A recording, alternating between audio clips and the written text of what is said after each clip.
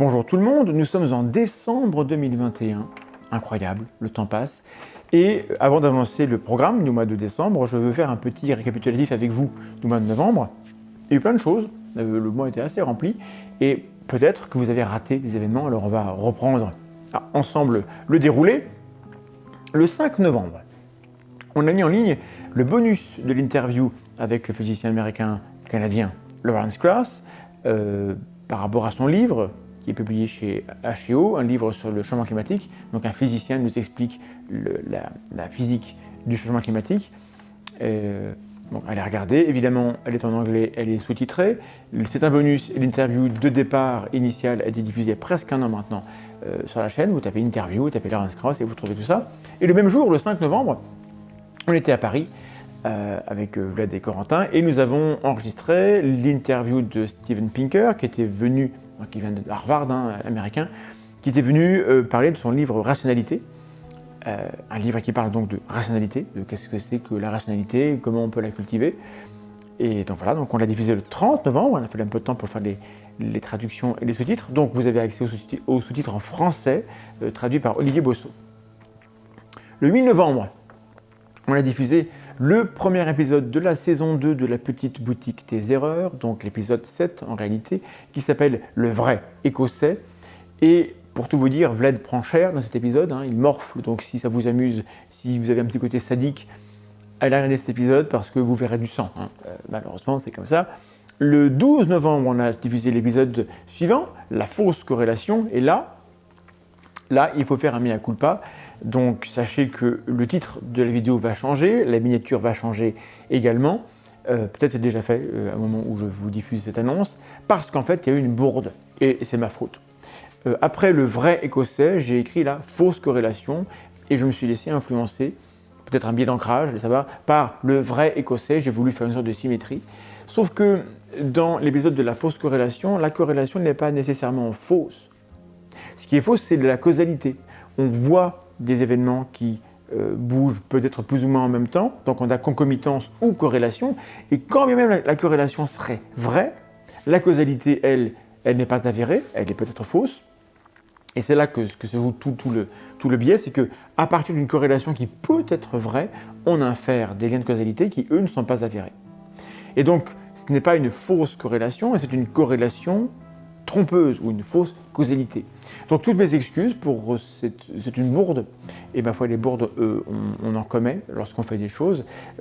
Toutes mes excuses, pardonnez-moi s'il vous plaît, merci de votre indulgence, et si l'indulgence est trop vous demander, eh bien je mangerai des orties et des cailloux à Noël. Après, le 15 novembre, j'ai diffusé un petit vlog où j'ai analysé un cours d'homéopathie donné à l'université de Lorraine, donc tout près de chez moi, à la fac de pharmacie. Un cours d'homéopathie calamiteux, scientifiquement complètement nul, qui est en réalité une publicité pour Baron. Alors, j'admets, il faut bien que les pharmaciens reçoivent un cours sur des produits qu'ils seront amenés à vendre parce que les médecins les mettent sur les ordonnances et que les patients les veulent et qu'il faut bien un endroit où les patients puissent les récupérer. Donc que les pharmaciens vendent de l'homéopathie dans le monde où on vit aujourd'hui, ça ne me choque pas, ça m'attriste, mais ça ne me choque pas. Et que les pharmaciens soient formés à comprendre ce que c'est que l'homéopathie à l'université, c'est une très bonne chose. Encore faut-il que le cours soit scientifique. Voilà. Et donc je sais que les dirigeants de la fac de pharmacie sont au courant que cette vidéo existe, peut-être même qu'ils l'ont vue, qu'ils enquêtent un petit peu sur ce qui se passe dans ce cours, et j'espère, parce que ça fait quand même plus de 2 semaines, j'espère, et d'ailleurs je leur ai écrit, qu'ils vont réagir, et ce sera tout à leur honneur de dire, écoutez, mea culpa, un peu comme moi tout à l'heure, il y a un cours qui était là depuis un peu trop longtemps, il s'avère qu'il n'est pas à la hauteur des exigences d'une université, Nancy, en Lorraine on a une très bonne université, et ce serait très très bien de montrer que lorsqu'il y a un problème, on le résout, et j'espère vraiment qu'ils vont le faire, je ne vois pas pourquoi ils ne le feraient pas en fait. Si vous avez des infos sur ce qui se passe dans la fac de pharmacie par rapport à cet enseignement d'homéopathie, comment ça se gère, qu'est-ce qui se passe, quelles sont les tensions, les conflits internes, ça mérite d'être connu parce que c'est important, il y a plein d'universités encore qui continuent à infliger des cours non scientifiques d'homéopathie et d'autres à leurs étudiants. Et moi, je pense qu'on peut commencer par ça, parce que ça c'est assez facile de distinguer ce qui relève de la science et ce qui relève du bullshit. Et si on n'est pas capable de faire le ménage à ce niveau-là, il ne faut pas s'attendre à ce que les gens aient fondamentalement confiance dans le travail des universités. Hélas. Après ça, c'était le 23 novembre, j'ai diffusé mon analyse en vidéo du travail fait par Mathieu Repiquet sur Médoucine, une plateforme de mise en contact des patients avec des praticiens en médecine douce, qui fait n'importe quoi, une plateforme où on trouve de la merde, où on trouve des gens dangereux qui violent la loi. Et donc, il y aura un follow-up, je vous en parlerai tout à l'heure, on ira un peu plus loin parce qu'on ne peut pas en rester là avec Médoucine. Le 24 novembre, il y avait un tranchant live, le numéro 106, avec Yves Gingras, un sociologue et historien des sciences, qui était en direct depuis Montréal. Et le sujet, c'était peut-on se fier aux sciences? La discussion était animée, l'invité était marrant, il est très compétent, il a écrit beaucoup de livres sur le sujet. C'était un moment de très grande qualité, j'ai beaucoup apprécié, je vous conseille de le regarder, ça dure 2 heures, puis c'est un live. Voilà, ça c'était pour le bilan du mois de novembre. Ah non, pardon, oui, un petit mot. Je me suis déplacé à Angoulême pour les journées de l'esprit critique, réalisées par les promeneurs du net. C'était vachement cool. On a parlé d'esprit critique avec plein de gens. Je suppose qu'ils vont renouveler l'expérience l'an prochain. Auquel cas, on enverra un plat de tapas cette fois-ci. Et donc, il y avait des gens de toutes raisons. Il y avait notamment des lycéens.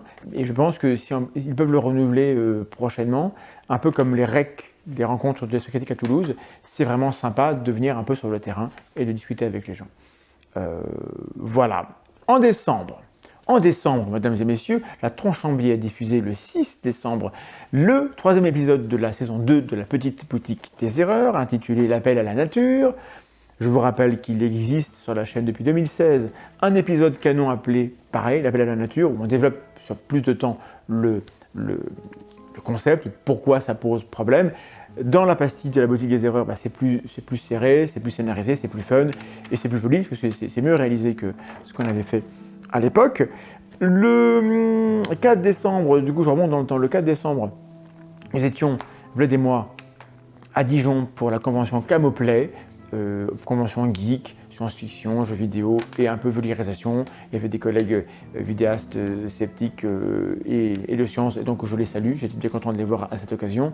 Rendez-vous le 20 décembre pour un tranchant live numéro 107 de Noël. Il n'y a pas de thème pour l'instant, on verra le jour J si jamais on veut colorer ça avec une thématique en particulier. En tout cas, il y aura ouverture du chat et vous pourrez poser vos questions directement à nous, Bled, moi, et puis le reste de l'équipe. On verra qui sera là avec nous pour cette soirée, pour parler un peu avec vous de ce qu'on aime faire, de ce qu'on n'aime pas faire, voilà, peut-être faire un bilan de l'année, un petit bêtisier, je ne sais pas, on verra ce qu'on a le temps de préparer. C'est pas sûr qu'on pourra préparer beaucoup de choses, mais j'adorerais pouvoir refaire un petit concert comme on l'avait fait il y a un an, c'était très cool.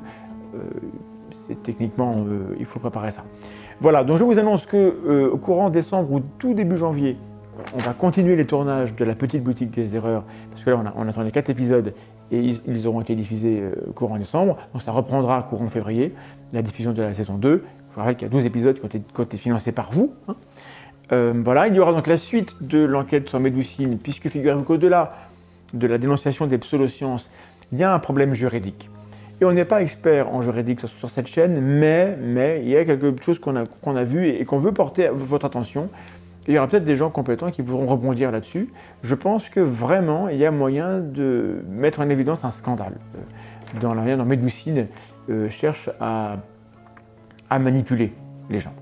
Il y aura quelques vlogs sur la chaîne, peut-être des formats un petit peu nouveaux. Voilà, parce qu'il y a des choses sur lesquelles Vlad et moi, tous les deux, on a très envie de réagir, des choses qu'on a vu passer dernièrement. Et puis Vlad fera une pastille de Vlad. Il n'y en a eu qu'une pour l'instant sur la chaîne, donc il est temps qu'il s'y remette. Il va nous parler d'un sujet qu'il a évoqué pendant la nuit zététique, la place du sceptique dans la fiction et le syndrome de Dana Scully. Voilà, maintenant que je vous l'ai dit, il est forcé de s'y coller et de vous livrer ça avant la fin de l'année. On verra bien. Moi, je vous renouvelle mes remerciements pour votre fidélité, pour votre soutien sur les différentes plateforme, vous savez que ce n'est pas toujours très facile. Je vous remercie d'être présent physiquement lorsque c'est possible. Je vous souhaite de passer des fêtes de fin d'année de qualité, de ne pas être trop seul, et si vous l'êtes, de supporter. La solitude, des fois c'est bien, mais des fois c'est bien. de faire attention par rapport au Covid, parce que vacciné ou pas vacciné, en fait, il s'avère que la protection n'est pas aussi forte qu'on aurait pu l'espérer. Le vaccin continue de protéger efficacement contre les formes graves, mais pour la contagion, c'est pas au niveau où on aurait pu l'espérer parce que les variants changent la donne. Donc, gardez des distances sociales pour l'instant, autant que possible, pour protéger les gens. Vous verrez lorsque vous ferez les fêtes en famille. Voilà, on est aussi là pour donner ce genre de conseils de temps en temps. Je vous dis donc à très bientôt pour le live qu'on fera le 20 et avant sans doute pour un vlog ou deux vlogs peut-être même parce qu'il y a des choses à dire. Et puis en décembre, il y aura encore des événements. Je serai à Meudon, où j'étais à Meudon le 8, à Châlons-en-Champagne le 11 et 12 je crois, où je corrigerai en texte. Et il y a un projet d'être présent avec des chercheurs à La Rochelle, des chercheurs du CNRS, pour réfléchir avec eux, moi à côté, hein, je ne suis pas un chercheur, sur les notions d'évolution, d'environnement et de comment traiter ces notions-là et comment les faire passer auprès du public. Mais le Covid étant ce qu'il est, on ne sait pas si on pourra faire en présentiel cet événement à La Rochelle. Je vous tiendrai au courant, quoi qu'il en soit, je vais participer et je ferai un petit bilan auprès de vous pour vous dire voilà, comment les scientifiques réfléchissent lorsqu'ils se réunissent ensemble pour parler de ces différentes notions. Cette annonce est trop longue, pardon, mes excuses, bonne soirée, bonne journée, bonne nuit, bon appétit, je vous embrasse, à très bientôt.